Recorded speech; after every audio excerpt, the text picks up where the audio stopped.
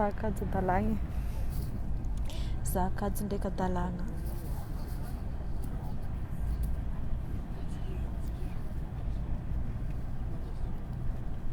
Hoy zanaka ambanivolo.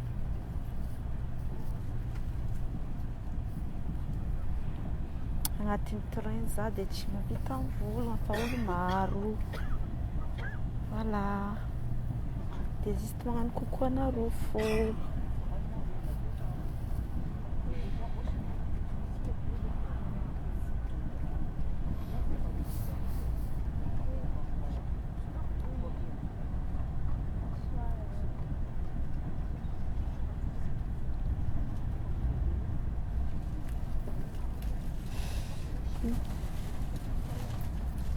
Mon bonheur, merci.